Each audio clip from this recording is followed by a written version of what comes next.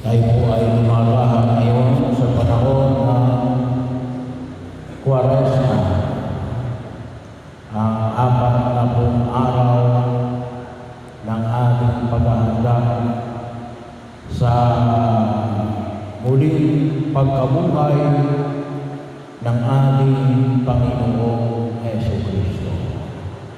So bahagi ng ating pagtugon sa pamagitan ng tanda na tinatawag natin Miyerkules ng Abo. Paanyaya nawa, higit natin makita ang mas malalim na kahulugan ng buhay na higit na inihahandog ng daigdig na ito. Ang kahulugan ng buhay na inihahandog ng ating Panginoong Jesucristo. Ang bahagi na alin na inaanyayahan tayo ng kapal, lalo-lalo na sa panahon na ibinabahagi sa atin sa banal na kasulatan, yung tatlong bagay: panalangin, pag-aayuno, at tawang-tawa. Bahagi ho na pinaalala sa atin. Hindi lang ho ngayong panahon ng Kwaresma, ngunit bahagi ho ito ng ating pagtugon bilang mananampalatayang Kristiyanong Katoliko. Pero isa na makita natin ito higit sa lahat sa liwanag ng alin ng paghahanda natin ng muling pagkabuhay ng ating Panginoong Jesucristo. So bahagi ko na ipinapaalala sa atin na sabi nga o ay magsisi at tumalikod sa ating mga kasalanan. At yan yung unang-una natin ipagdarasal. Yan ang unang-una natin ipagdarasal. Pagpapanibago. Conversion. Bahagi mo yun. Na huwag natin kalimutan. Nawa tayo ay patuloy na binabago ng Diyos. At yun ang ipinagdarasal natin. Yan din po yung elemento ng alin ng tinatawag natin indulhensya. Kapanawaran ng mga kasalanan na o kung tawagin natin ay pagbibigay ng katarungan sa mga kasalanan na napatawad na sa panahon ng umpisa. Kaya napakaalala ko yung pag-umpisa at paghingi ng kapatawaran. Pero yun ay pagdarasal natin. Magbago tayo patungo sa kabutihan. Magbago tayo para makita natin yung pagliligtas ng Diyos. Sapagkat maliwanag na kung saan ay kasalanan ay nagtutulong sa atin ng kapahamakan. Para kung tayo ay magpapahamak, tayo nawa ay patuloy na papanalin ng Diyos sa ating mga pagkilos. At doon natin, huwag natin kalimutan. Pagpapanibago natin.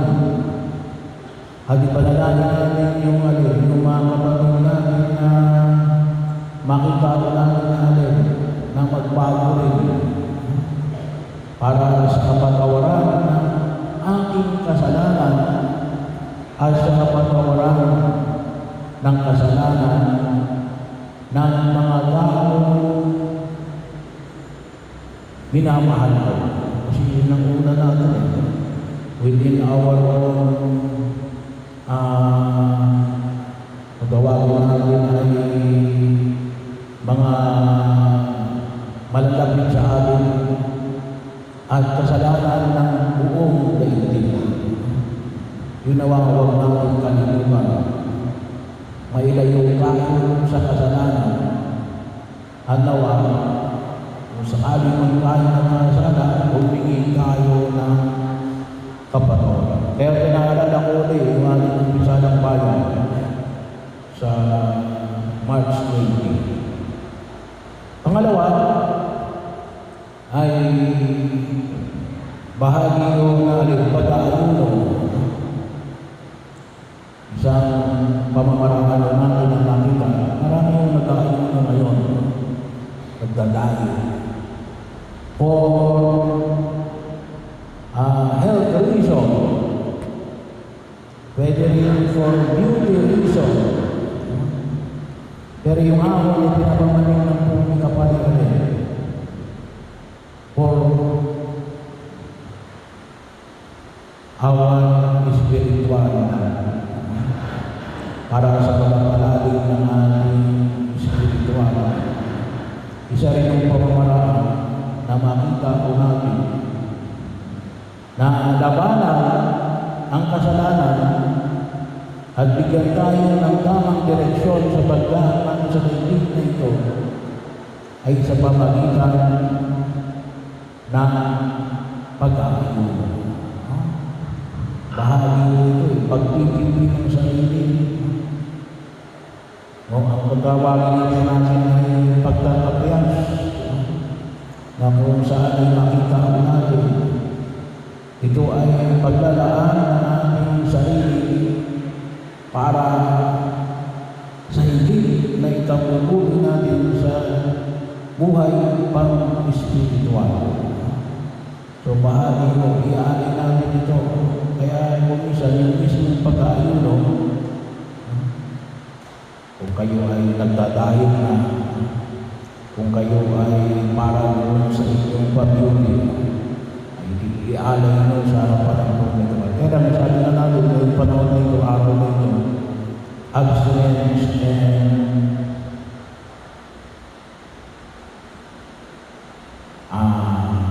bahagi yun na kung saan ay tayo ay mag-aayuno. Fasting. Yung hindi pagkain ng karne, ulitin ko ulit. Yung hindi pagkain ng karne, walang limit. Yung may limit ay alin. Yung pag-aayuno. Kung kayo ay more than 60 years old, pwede hindi na kayo mag-ayuno. So, pagkakataon lang sa aking makita po natin na yung mga bata below 14, hindi na rin daw magayon. May natin tinaas na. Ginawa na atang 18 ngayon. Pwede yung hindi mag-ayuno. Pero bahagi yun, one full meal yung ating pag-ayuno. Tayo na dapat magpasalamat. Hindi yung katulad tayo ng ibang na kung saan ay medyo matindi yung pag-aayuno. Sa atin, one full meal lang. Bahagi yun. Yung iba talagang kapag matitindi yung kanilang pag-ayuno, hindi talaga sila kumakain. Naliban lamang ng tubig. Pero yun po nawa yung mabigyan natin ng higit na pagkilos na alin matuto tayong magtimpi sa sarili. Yun po kasi ay kung tawagin namin ay itinuturo rin sa atin na alin na matuto tayong mag-control, self-control. Kasi kumisan ang problema natin ngayon, hindi natin makontrol ang ating sarili. Kaya kung isa na ginagawa natin, gusto natin kontrolin yung ibang tao. Kontrolin natin yung ating sarili. Yun ang una natin, yun ang mahalagang makita natin.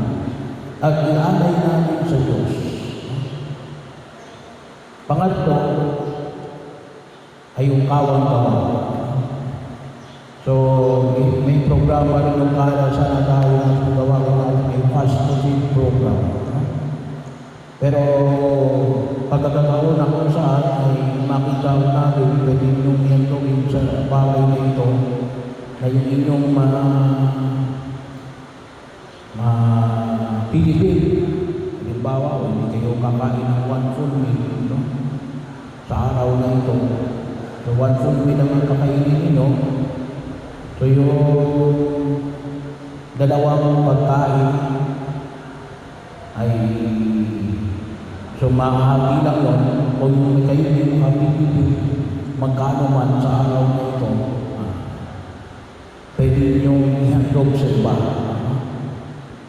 Pwede nyo bahagi nyo yung programa ng simbahan, pwede nyo ialay yun, sabihin nyo, ito yung ihandog ko para sa fast food program. Ito ay programa ng Assisi Foundation para sa lalong-lalo na sa mga kapatid natin na kung tawagin natin ay mga lalong-lalo yung mga batang kulang sa nourishment. Yung bahagi yun na kung saan feeding program natin na naging bahagi yun nakalipas na taon na matugunan natin ang ilang mga kabataan natin. Pero ang malagay din, bahagi yun, magkawang-kawa, makatulong sa ating kapwa.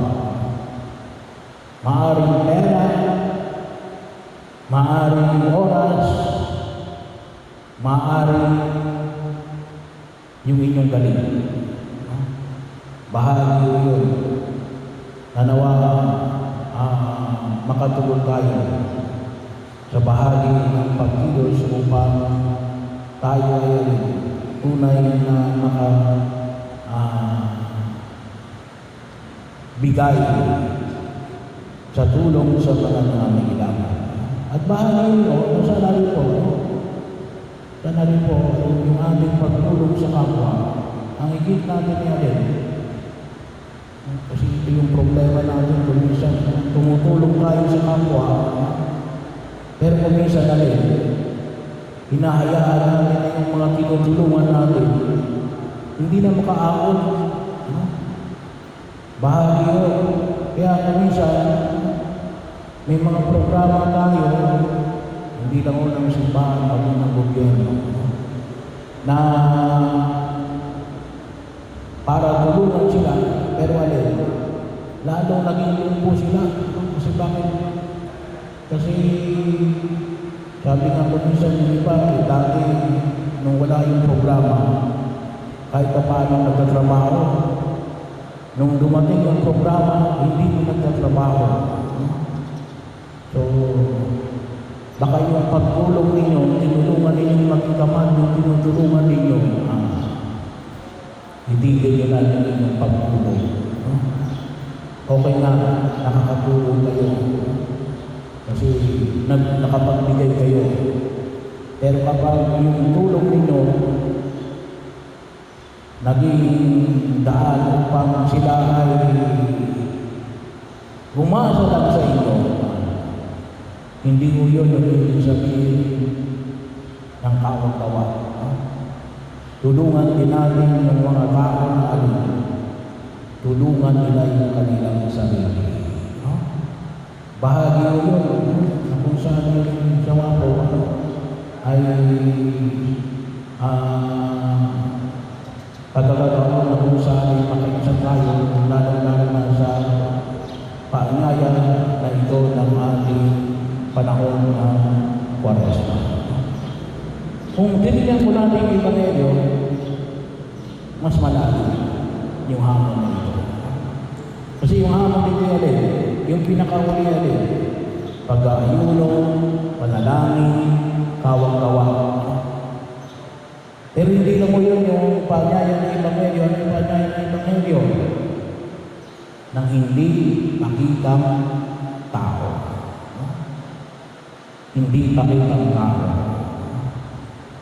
So, dapat doon tayo malalim. No? Baka mamaya ginagawa lang natin ito bilang pakitang tao. Dapat, ano yun? Dapat yung gumagawain na ito, nakikita na ng tao o hindi. No? At dapat din sanayin natin yung ating sarili na ginagawa natin ito kahit walang nakakakita. Hindi natin kinakailangan tawag nito, i-show off, no? Yung ating gawain, bahagi yun na kung saan yung makita natin. Kaya kung may ginagawa kayong mabuti, and it was not recognized, hindi kinikilala ng aming mga kapatid, mga magulang, mga anak, yung mabubuti yung ginagawa, hindi kaya yung aming kababaryo. Magpasalamat kayo. Kasi bahagi nyo, maliwanag lang namin, yung inyong gawain ay hindi para papurihan kayo. No? Sana masanay tayo na yung paggawa namin ng mabubuti ay hindi nakasalalay sa pagpupuri ng ibang tao. No? Bahagi yun. Kaya sana kapag kayo ay may ginagawang mabuti, lalong-lalo sa itong bahagi na ito, panalangin, pag-aayuno, at kawang-gawa. Bahagi yun. Yun ay lakas na ninyo ng kalooban. No? Nalin na, talagang ako tumutulog sa panawagan ng Panginoon kapal. Kaya mapagkibay kayo. Bakit? Sa Ebanghelyo, maliwanag natin. Kapag ginagawa yung tatlong bagay na ito, at kayo pinapurihan ng tao, anong sabi nito? Maliwanag ko, sinabi yun ni Jesus, tinanggap na ninyo ang inyong gantimpala. Kaya wala na kayong aasahan. Kaya ko palimutan, sinasabi ko, na kung maaari, kung may tatago ninyo yung pagawa ninyo ng mabuti, itago ninyo. Sapagkat yung gantimpala na hindi sila nakanin, ay nakareserve sa harapan ng Diyos. Pagkakataon na kung saan nakita namin. At yun, daon dapat uhugot tayo ng pagkilos sa biyaya na ipinagkakataon. Yun ay malalim na espiritualidad ng pagkilos natin bilang mga tagasunod ng ating Panginoong Hesus Kristo.